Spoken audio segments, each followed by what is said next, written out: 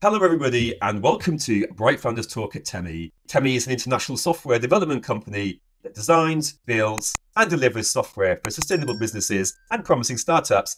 Welcome to our podcast, where we bring you the most inspiring stories of entrepreneurs and experts in the software development industry. And each week, we interview successful leaders who share their unique journeys and valuable insights. I'm your host, Barry, and today we're lucky enough to be joined by an amazing guest, Jonathan Summerfield, who is CEO and founder at XViews.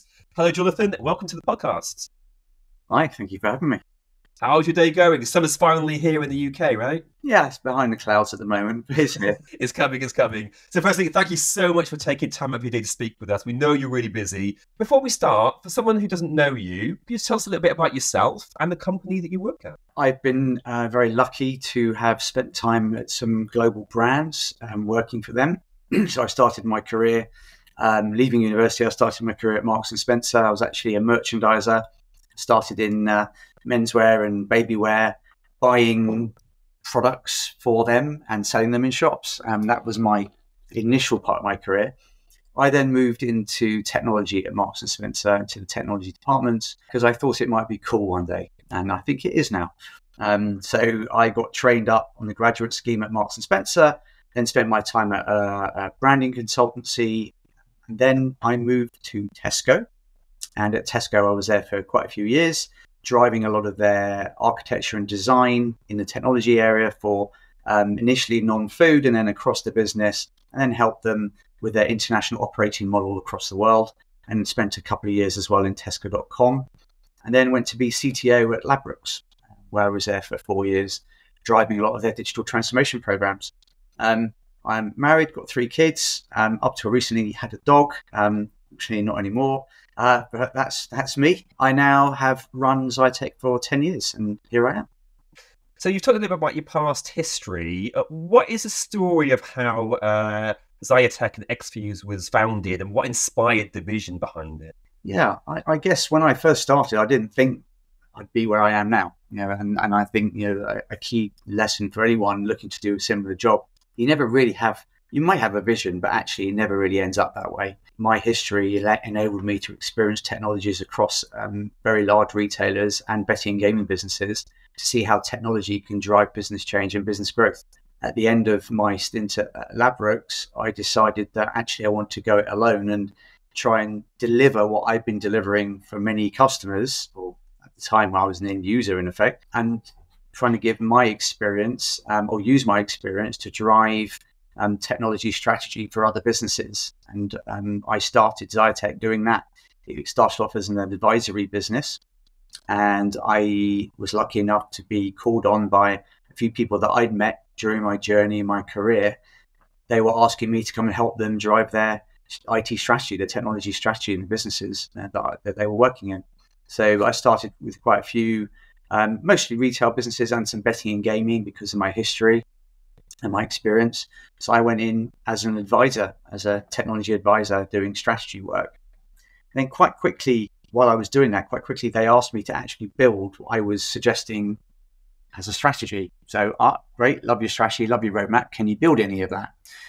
So I got a few people together that I'd been working with over the years, and we delivered some technology, actual physical code to these customers who are asking for it. And very quickly, the birth of a platform was built. And essentially, it started off really just driving a single view of data for various organizations. And primarily, it was focused around single view of customer. It was back in the days, probably about 8 years ago now, 9 years ago, where a particular organization asked us to come and build a single view of their customer. They were launching a few new products, and they wanted us to deliver a single view of customer across their different channels, which we did. And then after that, I spoke with the guys that were helping me deliver it, and we decided to make it into a product and create a platform. Initially, the platform was called Single Data View. Did what it said on the tin, creating a single view of data for organizations, focusing on key data entities like customer, product, inventory, sales, orders, etc. Really what we did was started to productize that and deliver it to all these organizations as a repeatable platform that those customers could use. And it became a SaaS product quite quickly.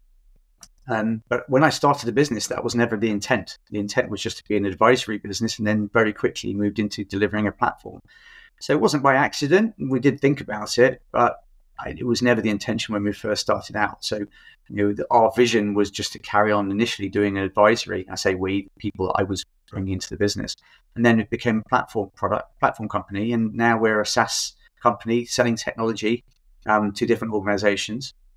And because we've been doing this for a long time in the industries that we practiced in previously, we come with quite a lot of expertise around that industry as well. So we can practice what we preach, and we can talk the talk when we go and talk to these customers. We now have a product that actually makes transformational change to these organizations and delivers either optimization of their existing processes or transformational revenue generating opportunities. So that's really how we've got to where we are. And it was almost a nice accident, if you like. But now we've really doubled down on the platform. We're here talking to you today. Really interesting. I'm curious about the branding. Why did you pick the names that you picked? Is there like an interesting history behind it? The Zytec name actually came about because when I was doing 3 years at a branding consultancy, I'd sat in a lot of sessions where we helped companies rename or rebrand. And the whole art of naming a company is quite complex. I took the simple approach, which is I wanted the word tech in the name of the company, and I looked for any domains that were available with a few letters at the beginning of tech. And I found XIA, Xia, is actually, I think, the first Chinese dynasty. No roots in China, just felt it sounded quite cool. And Zytec was born. So there was no real meaning behind that other than the word tech. We originally called the platform was called Single Data View, and it did half of what we did. That name only spoke about half of what we do, which was the data side, creating a single view of data for our customers. The other part of what we do is integration of systems, and the Single Data View didn't really resonate with those customers that we were doing integration for, and certainly therefore wouldn't resonate with new customers. We spent some time thinking about actually what did we want to name the product. Single Data View was great, and we still have the single view of data within the product, but because we've got an expansive set of features around that, we were looking for a few words that actually enabled us to say, what's the fusion between integration and data? And we like the X of Zytec. So we thought, well, fuse is quite a good word for fusion of integration and data. So we came up with XFuse, and we tested it with a few of our customers and internally. XFuse was born. And that's where we are today. We used a great company called Dusted to do our branding work, and they helped us. So all the branding you see today on our website is from that rebranding work, along with XFuse. The little character you can probably see there is we call him Chip or her Chip. It stands for Composable Hyper Integration Platform, which is really what we have. That's really interesting. And actually, I do like the Xia does sound like future-proof. It sounds like something to do with the future. So it's probably a really apt fit, even if it was based on that Chinese history. So it's definitely one that's going to prove out in the end. How do you manage feedback from the customers? How do you manage feedback from stakeholders? And what is it that you're constantly being told? And what surprised you about some of the feedback? I imagine you probably have an idea of what you expect. How does that expectation meet reality? So we pride ourselves on creating partnerships with our customers. So we're not just a technology company, we're a technology company that is a partner for change. And the way we do that is we deliver the technology, but we ourselves are the only people right now, it might change in the future, right now we are the only people who deliver and implement our technology. We do enable some of our customers to become self-service, but initially, certainly with the foundation build, we are the only people who currently implement our technology. Therefore, it enables us to create this partnership. All of our contracts are 5-year plus, and it's quite unique in the SaaS industry to have that. And the reason we do that is because, well, first, twofold. Number one, it's great for us as a business, but also it's great for the customers that we work with, because we lock the price in, and then we become partners for change, because it's in our interest to make sure our customers are very successful using the product. So because we've got this great blend of great technology and recurring people services, we're able to deliver a great set of products that meet the customer demands, i.e., when we go and engage, we look at all the business outcomes that the customer wants to achieve, not technology ones, business outcomes, and we align our technology to deliver those business outcomes. We do that through our our teams. We have some great client partners who are really the account directors or strategic account directors that work individually with each of our customers and help them drive success out of the platform. Now, with our platform, we don't charge any more the more you use. It's one price and they can use it as much as they like across the organization, which is another unique feature from our platform, which means that for them, we try and encourage our customers to try and use the platform as much as possible because they can exploit that licensing deal and also make sure that we are ensuring that they are successful with the platform. The client partner's job is to do that. And the way they do that is they are industry experts who work with our customers and try to deliver a business outcome focused roadmap over the next 2 to 5 years. And what we do is we look at that roadmap and then we overlay our technology on those business outcomes to ensure they're using our technology in the most appropriate way. Every quarter, the client partners have a quarterly business review, and we work with, they do this daily anyway, but we do an official quarterly business review where we look at the next quarter and few quarters going forward as to what the businesses are looking to achieve over the next quarter to a few years and plan accordingly. And it makes it a very successful partnership. So we're not just in it to sell a software license. That's not us at all. Of course, we are in business to do business, but we want to make sure that the customers we're working with are very successful in what they do. Sounds like you get some really positive, receptive feedback. Like, what have some of the key milestones in your company's journey been, and things that have helped to shape its direction? If I think back over the 10 years, obviously the first milestone when I decided to go out by myself, but there was a turning point probably about 7, 8 years ago where we started to productize what we were doing. So I think that was milestone number 1. Milestone number 2 was 2 coincidental milestones. The first one was one we deliberately drove, which was to go and get funding from a private equity business called Rockpool. They helped invest money into the business for growth equity. And we took that money to help us grow both the product, geographical expansion, and the team as well, the leadership team, my leadership team. So that's why we took the funding. And that coincided with COVID. And during COVID, we grew probably over double, nearly 3 times the size, because all of our customers who were engaging with us wanted to flip, and they had to flip all of their business online. Now, if you think about what we do, we deliver integration technology so that you can plug in new digital capabilities at speed into your legacy. So if you think you've got a whole load of legacy systems, then there's us, and then there's all these new pieces of technology plugging into us.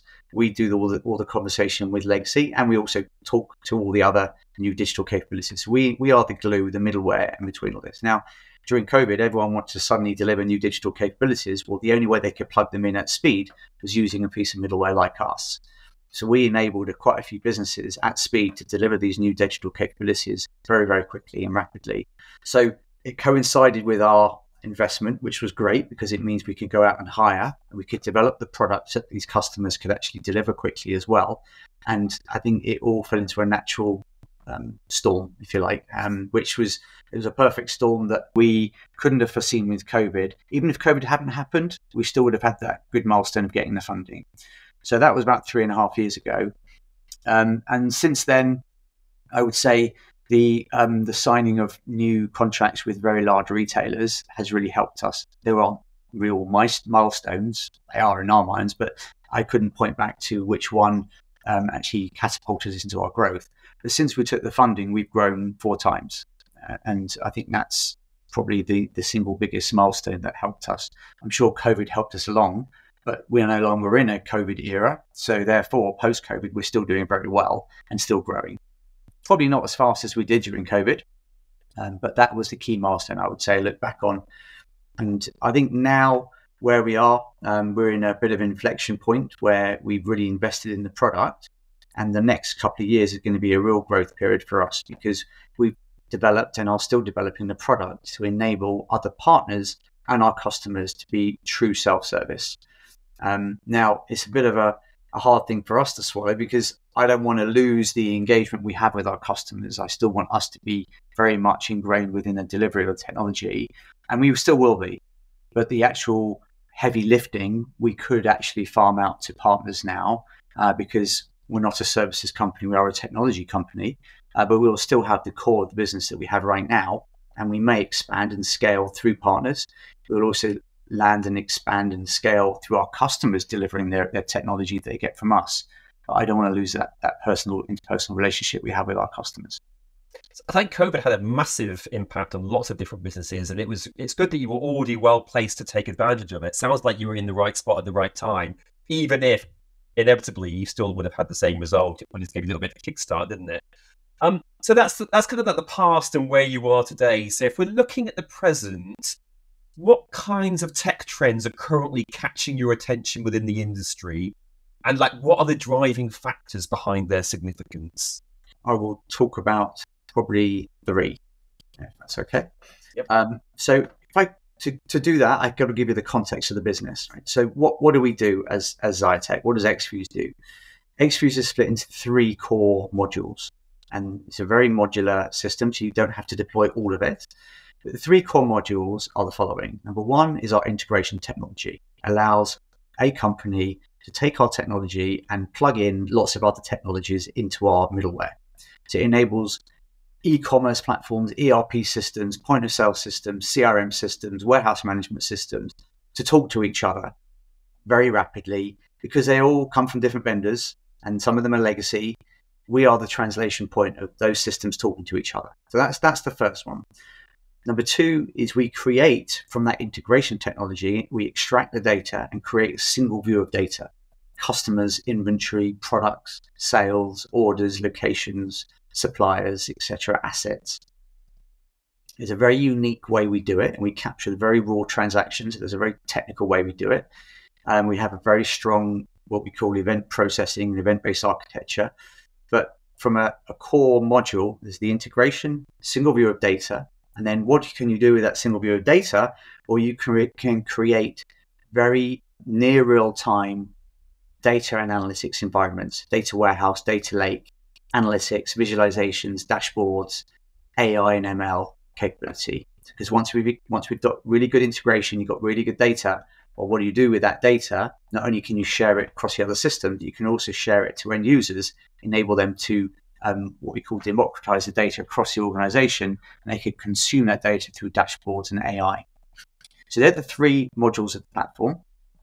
When we talk to a business, we talk about 3 key use cases. Number 1 is turbocharge your legacy. Number 2 is unlock your data.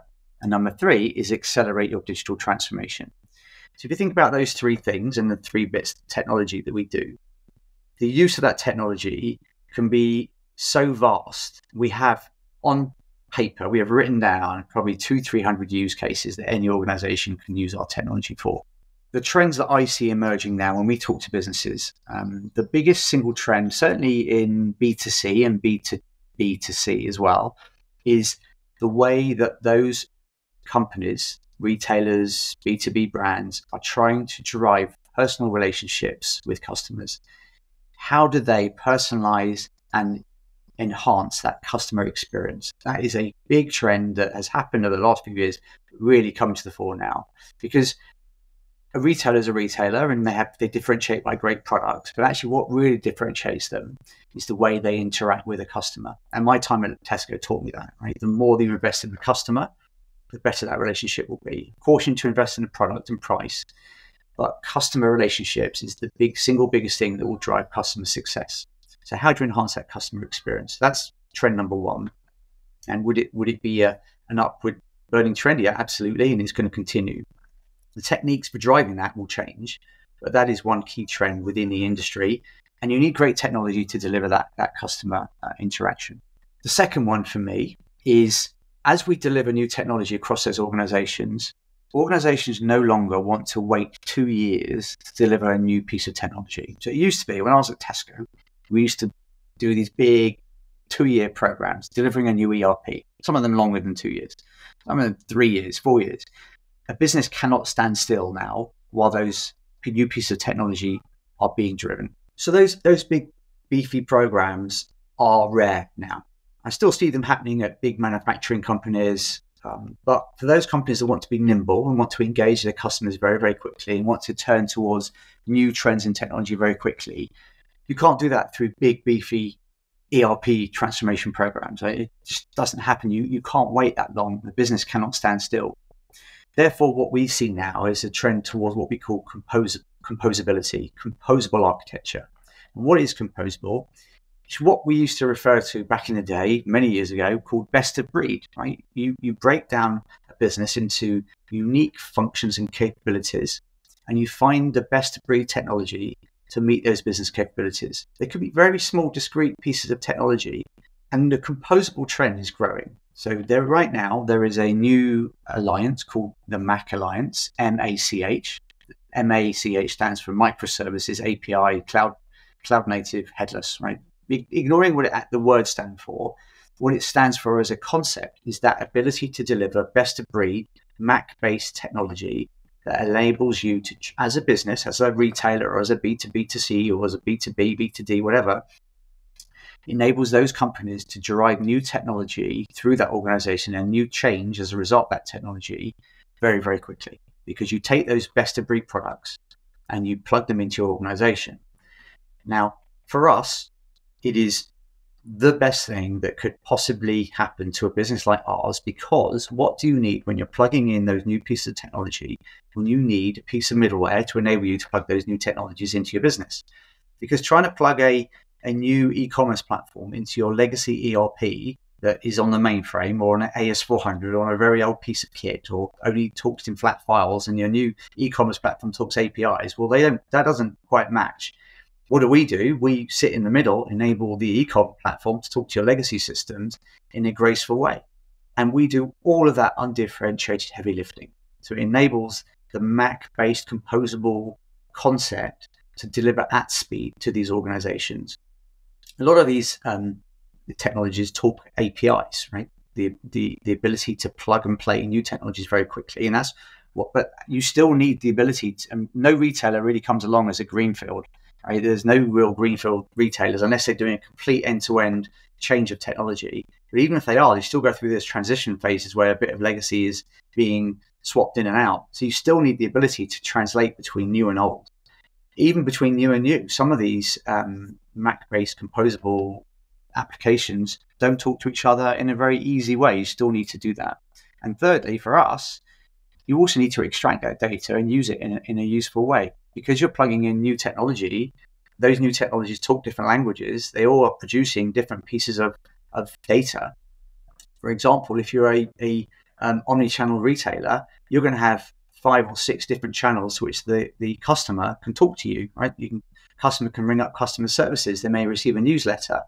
They may sign up for a subscription. They may interact with you through the e-com channel. They may also buy something in store or through the marketplace. Different sources of customer data. For a retailer to bring that all together and create that single customer view is hard. It's really difficult. We have got a repeatable blueprint for doing that. Right? If you came to us and said, can you, Zytec, create a single view of my customer data? We can do that very quickly. Now, I won't put a time frame on it, but we have done it in as little as 8 weeks for organizations that have multiple systems of record of a customer. Same thing for product, same thing for inventory. You may want to have a single unique view of inventory so that I can, as a business, I can fulfill that or your order from anywhere. And we've done that recently with a few of our customers where they want to plug in a new order management system. And that new order management system is to enhance the customer experience, i.e. a customer places an order on the e-com channel or in the store, and that retailer wants to fulfill that order from anywhere. They want to fulfill it from store, from the warehouse, from another warehouse, from their web-only warehouse. Well, how does that order management system know where the inventory is? It needs that unique real-time single view of inventory. What's the best place to get it? You need a real-time inventory hub, and that's what we deliver. Right? We deliver a single view of inventory across an organization in real time so that order management, e-com, warehouse management, ERP can get that most up-to-date inventory view. So going back to your, what are the trends? Enhancing the customer experience, the composable architecture, real composability, whether you sign up to MACH or not, it is the ability to deliver MACH best-of-breed technologies. So it's the ability to have that composable journey. And the third one, and it's probably obvious that you'd expect it coming, but that's the delivery and use of AI across an enterprise. And we do that in spades. Right? So we have AI baked into our platform. Multiple modules use AI under the covers to deliver our technology change. An example, what I gave you before. How do you know when I consume customer data from one channel and customer data from another channel, we have to do this entity resolution matching, i.e. is Jonathan Summerfield over here the same Jonathan Summerfield over here from this other system, and can I match them together as a unique record for Jonathan Summerfield?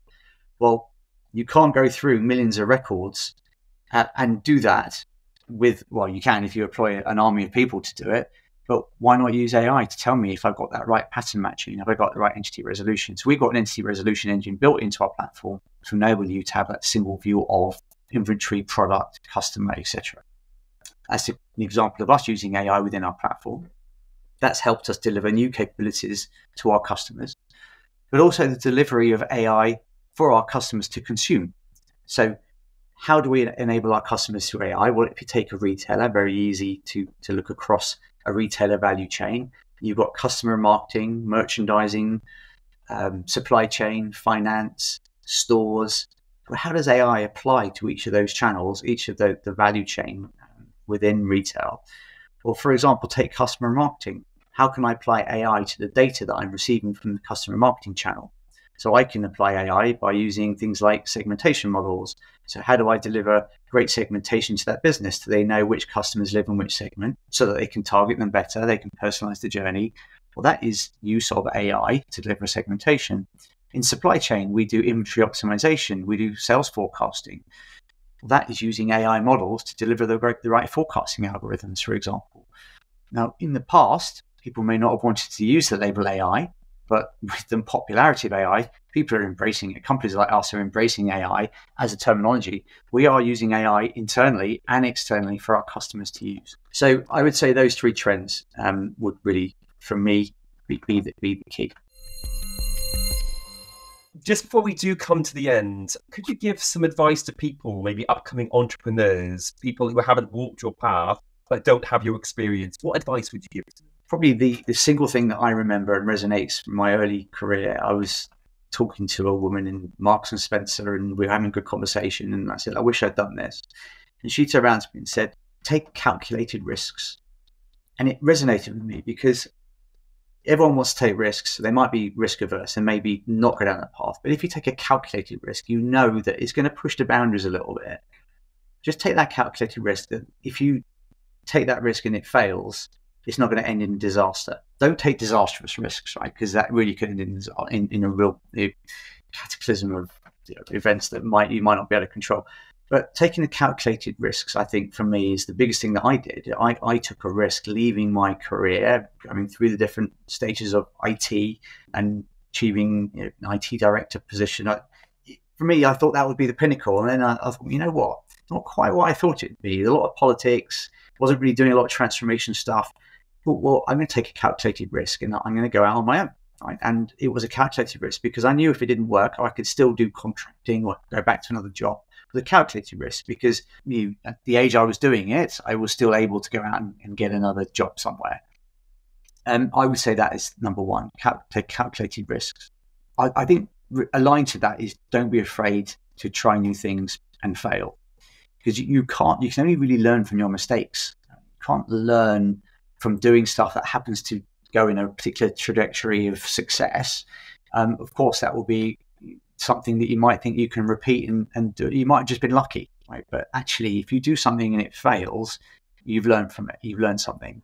Now, again, going back to what I said first about taking calculated risk, you don't want to fail that it actually has a catastrophic effect. But having the ability to take those calculated risks and know that you're going to end up in the right place or somewhere in the right place. When I talk to customers about their vision, right, you start here, you want to end up here. But it's never a linear line. I'm never going to go from here to there in a nice room. I'm always going to go in a zigzag way. And actually, by the time I get doing that point is no longer there. It's probably down here or up here somewhere, right? So I've ended up somewhere else. My journey with Zytec was kind of like that. I started off thinking, I'm going to start here. I'm just going to grow my consulting business. I'm going to end up here. It actually ends up that I didn't end up here. I ended up down here. And my journey there went like this. And I could probably plot it. Taking calculated risks and not being afraid to fail, I think. And I think the third one is probably the one I know it's the one I tell everybody, and it's the culture we embody within the organization. So you've got to enjoy yourself, right? Have fun. If you don't have fun, you won't be productive. You're going to get up in the morning and think, I wish I wasn't doing what I'm doing. And that actually was the thing that caused me to go and start Xiatec. I wasn't enjoying what I was doing. I thought I could deliver what I was doing for end user organizations to other companies, and I could just about do it to 3 or 4 at any one time. And I loved it. And I really enjoyed it. I woke up in the morning thinking it's going to be a great day. I really actually enjoyed what I was doing. Everyone's got, you got to work, right? Most people have to work. If you got to work, you can spend most of your life doing it. Make sure you have fun and enjoy it. If you're not enjoying it, you can do a bad job. Everyone that joins Xiatec, I interview everybody.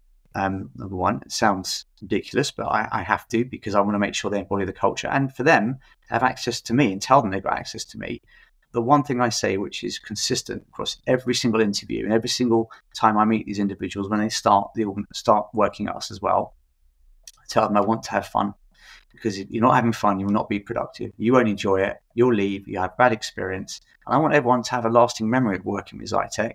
We have almost zero employee attrition because people enjoy working with us, and everybody we have employed has fun. And sure, there are challenges. Sure, there are times where you think, oh my goodness, I had such a bad day, and I can't necessarily control every part of that.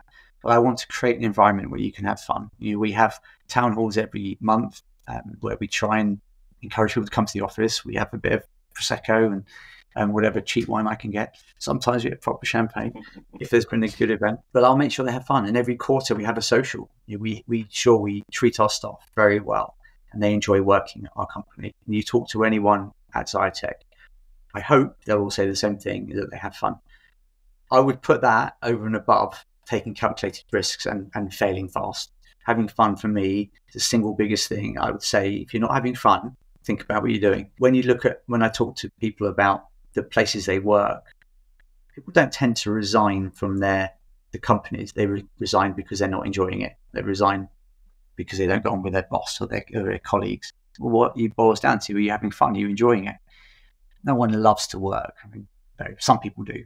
Footballers do. Right? If I was a footballer, I'd love it every single day. Maybe my knees wouldn't. But if you don't enjoy what you're doing, then it's time to think about doing something different, and then take that calculated risk and do something different. That's what I did, and I've never looked back. And I make sure I still have fun as much as I can, and hopefully my personality comes across it. I do have fun, and we do have a laugh. We do take things seriously, but we don't take ourselves too seriously. We enjoy it and have fun. And I will guarantee you will find people are so much more productive because they enjoy working with us than those that don't enjoy working with us. And very few are between. What a lovely and positive way to end this interview off with that. So, Jonathan, look, I want to thank you so much again for taking time out of your day to speak with us. We really appreciate you. Thank you for having me. I really enjoyed it. Lovely. That was Jonathan Summerfield, CEO and founder at Xiatec.